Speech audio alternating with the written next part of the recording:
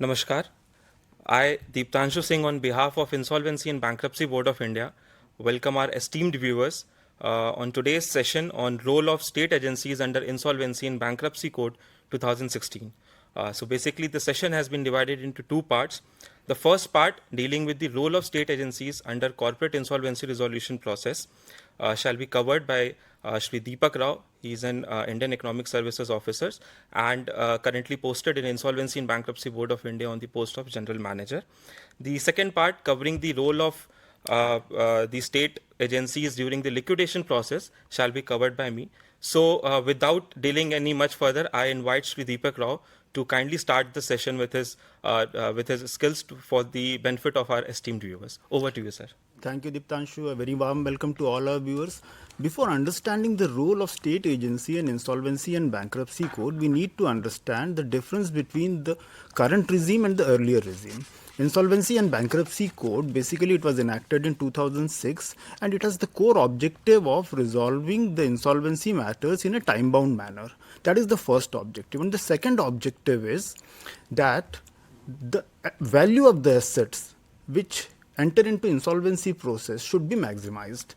Now generally what we have seen is that government's involvement is restricted as an operational dues. Generally, the dues of the government are operational dues or operational, it's operational dues. And then I'm not saying that always government dues are operational dues. Generally, they are operational dues, but there can be a few government dues which can be classified as financial dues also. Now, the code has a clear-cut waterfall mechanism, a clear-cut defined mechanism which is known as the waterfall mechanism, which fixes the priority of the various dues. Under this waterfall mechanism, the government dues are kept below the claims of the unsecured financial creditors. Now, earlier we had a model where if a person took loan from the bank and he becomes insolvent, still he had the control over the unit. Now we have shifted from the debtor in possession to creditor in control. The shift has given control to the creditors. Now debtor is no longer in possession under the new regime. Now the most important thing about the new code is that it has primacy over all other laws, and it has been confirmed by the Supreme Court in two of its prominent rulings. Supreme Court ने अपनी दो rulings में ये कहा है. पहली ruling जो है वो है Innovative Industries Limited versus ICICI bank, जिसमें सुप्रीम कोर्ट ने ये कहा है कि ये जो कानून है IBC, इसकी प्राइमेसी है जो स्टेट गवर्नमेंट के बने हुए कानून हैं उनके ऊपर. और जो दूसरी रूलिंग जिसका मैं जिक्र करूंगा वो है principal commissioner of income tax versus Monet Ispat and energy limited. इसमें ये कहा गया है कि ये जो कानून है IBC, it has primacy over the income tax act of 1961. Next slide please. Now, state agencies का रोल यदि हम देखते हैं, state agencies under IBC, generally the state agencies are operational creditors. The code balances the interest of all the stakeholders and including the government agencies. When I've said all the stakeholders, government agencies are also a stakeholder in this entire process, except in very few cases. Companies under CIRP, when they enter into the CIRP process, they have dues such as GSTs, IT payables and all. In addition to that, they might also have dues which are to be paid to the agencies which supply the essential services such as water supplying agencies and electricity supply agency and all. So the agencies which primarily deal with these issues have to keep in mind that they are the important stakeholders or significant stakeholders in the entire process. तो ऐसी सारी सरकारी एजेंसियां जो tax में deal करती हैं, चाहे वो इनकम टैक्स हो, जीएसटी हो, सेल्स टैक्स हो, या फिर वो सरकारी एजेंसियां जो बिजली की सप्लाई करती हैं, पानी की सप्लाई करती हैं, तो ये सारी एजेंसियों को ये समझना होगा कि वो इस पूरे प्रोसेस में बहुत इंपॉर्टेंट स्टेक होल्डर हैं. और एक महत्वपूर्ण पहलू ये है कि ये जो IBC 2006 है वो इसके पहले जो भी एक्ट इस विषय से संबंधित थे उससे अलग है. इसमें सरकारी जो महकमे हैं उनमें उनका रोल जो है वो अलग है. यदि आप कंपनीज एक्ट देखें, चाहे वो 1956 का हो, 2013 का हो, या इनकम टैक्स एक्ट जो है 1961 का हो, उन तीनों के मुकाबले जो है इसमें सरकारी महकमों की भूमिका जो है वो अलग है. Now in order to understand the role of the government agencies in IBC, we need to understand the process of IBC. वो process कहाँ से शुरू होता है? Process की शुरुआत होती है इंसॉल्वेंसी रेजोल्यूशन प्रोसेस से.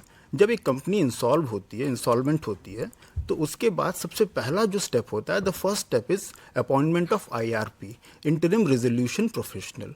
वो इंटरिम रेजोल्यूशन प्रोफेशनल जो है वो एक नई शुरुआत करता है, although it might look that it's a stop gap arrangement, but he is the most important pillar in this entire process because he has to take up the role of the erstwhile management in the corporate debtor. एक तो वो corporate debtor से अपने पास management का काम लेता है. दूसरा ये है कि it has to play an important role while keeping the unit alive. उसके जो एसेट्स हैं उसको, उसका वैल्यू जो है उसको मैक्सिमाइज करना रहता है उन्हें. उसके अलावा जो है उसको एक रनिंग कंसर्न के तौर पे उसको चलाना होता है. तो डेट्स वाई जब एक IRP अपॉइंट होता है तो IRP के अपॉइंटमेंट के साथ एक नया रजीम शुरू होता है, एक नया दौर शुरू होता है. तो वो सारे सरकारी महकमे, all those government departments, it could be state government agencies, it could be central government agencies and all, has to keep it in mind that an insolvent professional, an IRP or an RP, either it could be interim resolution professional or he could be a resolution professional.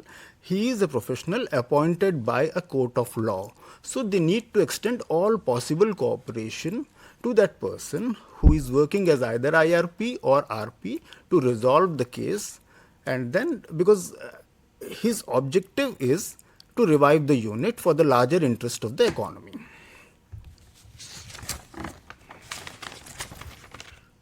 Now, what is moratorium? We have been hearing of a term moratorium when we discuss IBC. Moratorium क्या होता है और IBC में उसकी क्या भूमिका है? Moratorium is the period which starts with the commencement of the insolvency process. A company becomes insolvent. Once it becomes insolvent, the control of the regime is passed on to an IRP. Once an IRP becomes a management of the company, all the previous dues and all the previous acts of the company becomes an history. So once the moratorium period starts, once the CIRP process is initiated, in that case, no suits or proceedings can be initiated or continued against the corporate debtor. तो जब एक बार CIRP की प्रक्रिया शुरू हो जाती है तो उस केस में ये है कि सारी गवर्नमेंट एजेंसीज को ये बात ध्यान में रखनी चाहिए कि जो पुराना डेप्टर है, पुराना कॉर्पोरेट डेप्टर है, जो अब तक मैनेजमेंट हुआ करता था, उसकी भूमिका खत्म हो गई है. अब नया कॉर्पोरेट डेप्टर आया है, उसकी भूमिका शुरू हुई है. तो जो पुराने केसेस हैं वो उसके अगेंस्ट में, अब नए डेप्टर के अगेंस्ट में, नया जो मैनेजमेंट है उसके अगेंस्ट में आप शुरू नहीं कर सकते. Then no punitive action can be taken by any government authority. Here the government authority could be income tax, services tax, enforcement directorate etcetera. अब इसमें एक बहुत महत्वपूर्ण जो है वो निर्णय है सुप्रीम कोर्ट का, an important ruling of the supreme court which says that कि उसमें एक महाडा और राजेंद्र कुमार भट्टा का केस था जिसमें जो है महाराष्ट्र अर्बन डेवलपमेंट अथॉरिटी थी जिसने लीज लैंड दिया हुआ था एक CD को, और उसके बाद जब वो इंसॉल्वेंट हो गया तो उन्होंने वो लीज लैंड वापस लेने की बात की.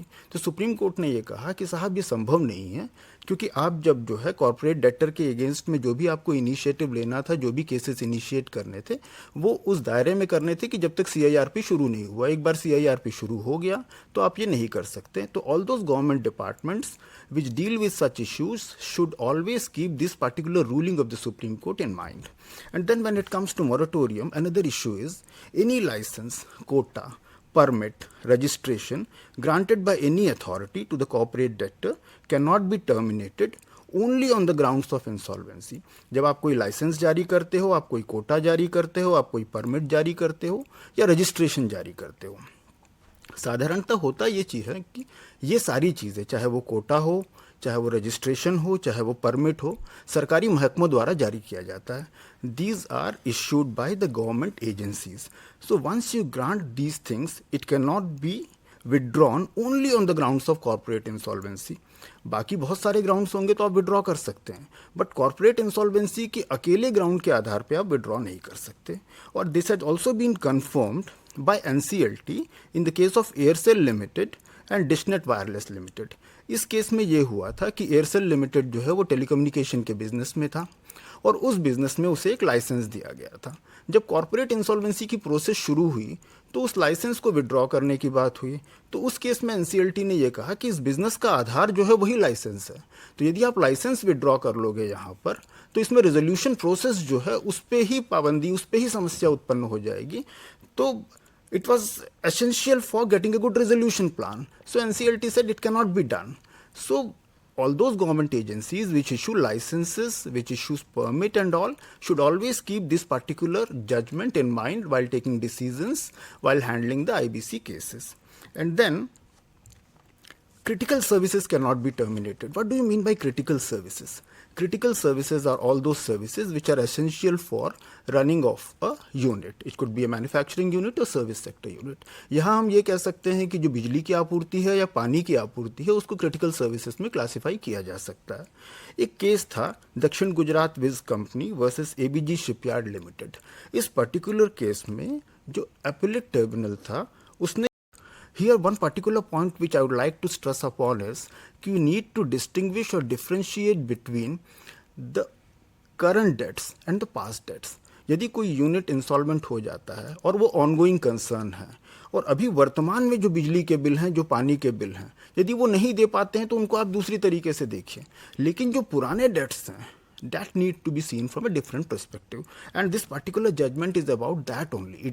इसमें ये कतई ना समझा जाए, one should not draw the inference from this particular ruling that even the ongoing concern should not pay its bills for the supply of essential services. It's not like that. Now claim submission is another issue which is very important.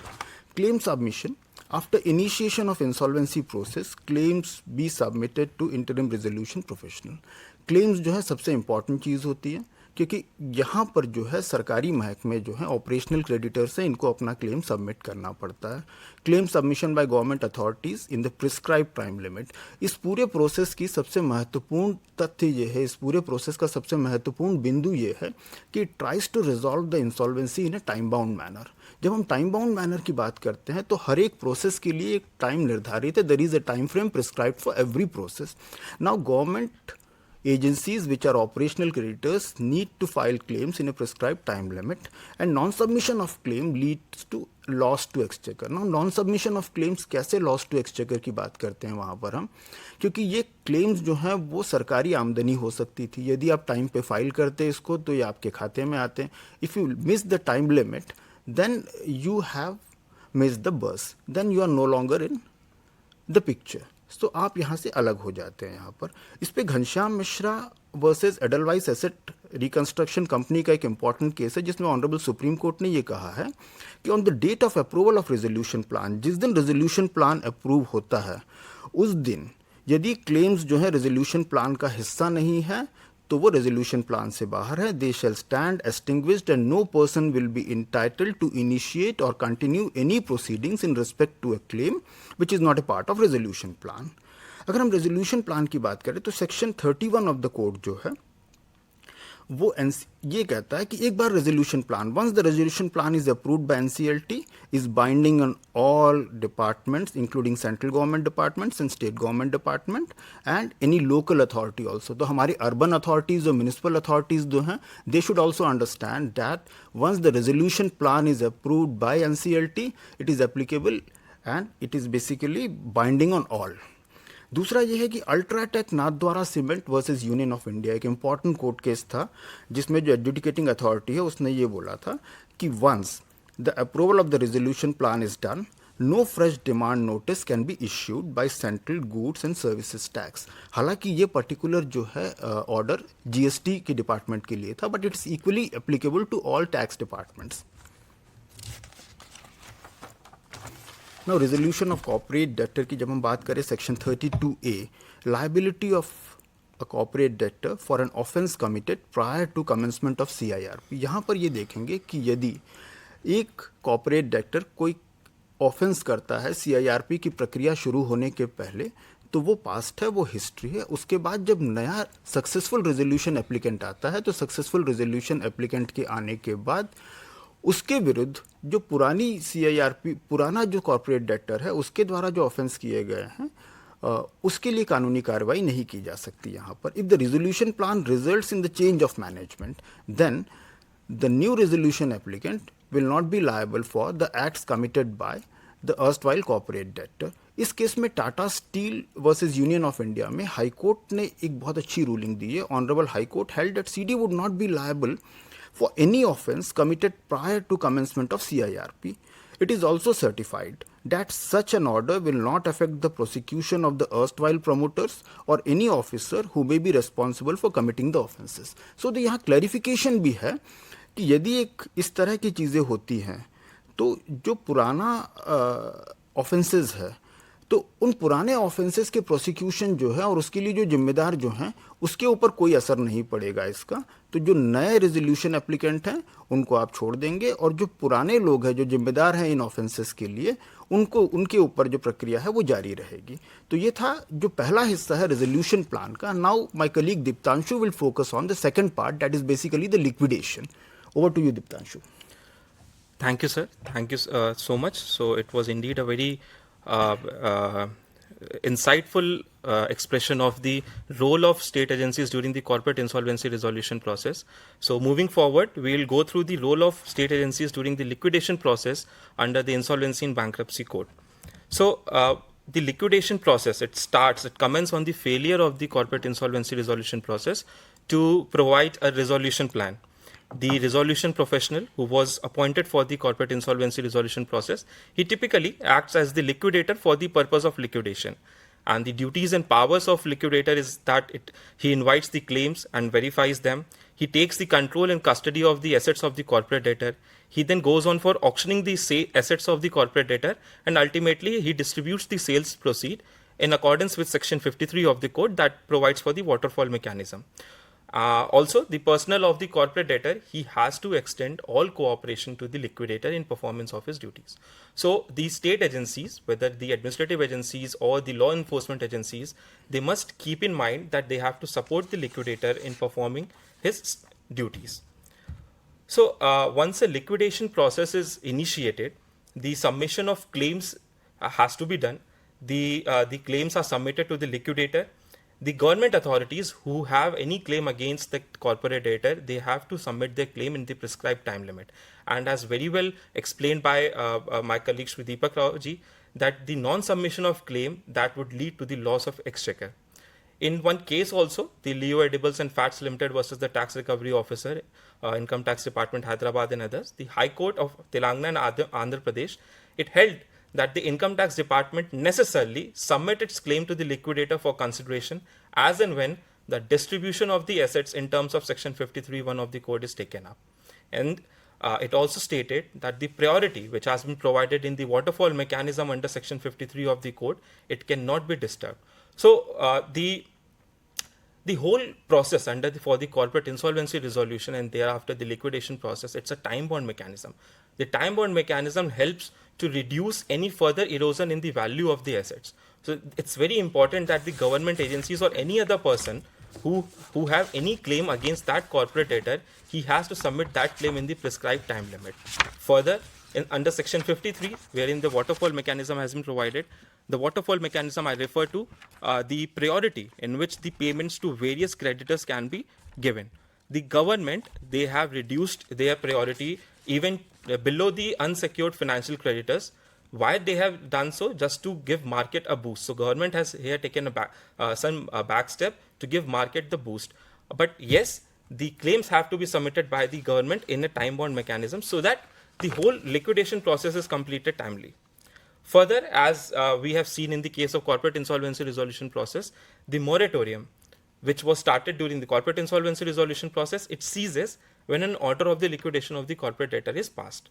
But during liquidation period also, a certain moratorium is applied wherein no suit or any other legal proceedings can be instituted by or against the corporate debtor except by the liquidator himself on behalf of the corporate debtor with the prior approval of the adjudicating authority. So this silent period under moratorium is provided so that there is a calm period for the liquidator, and in the case of the corporate insolvency resolution process, the IRP or RP, to very smoothly go on the process of insolvency resolution, and in the case of liquidation, the liquidation process. Okay, so the most important thing in the liquidation process is the sale of assets. As we have seen during the corporate insolvency resolution process, once the CIRP is completed, the resolution plan is approved. Section 32A comes into force, which says that any criminal action which is pending before the corporate debtor, which was instituted against the corporate debtor before the commencement of the insolvency resolution process, it will cease to have effect. This is also applicable in the case of liquidation process. So once the liquidation commences, the sale of assets is going on. So just imagine a scenario wherein the liquidator, he is going to sell an asset, any land or any plant and machinery, and the various government authorities or any law enforcement authorities, they stake their claim that this land, you cannot sell this land because it is attached by some law enforcement agencies or some any other authority. This will be very difficult for the corporate debtor to get dissolved. So it has been very well stated in the case of Anil Goel, the liquidator appointed in the respect of Varsana Ispat Limited, that the protection that has been provided under section 32A, it will also be available to sale of liquidation assets.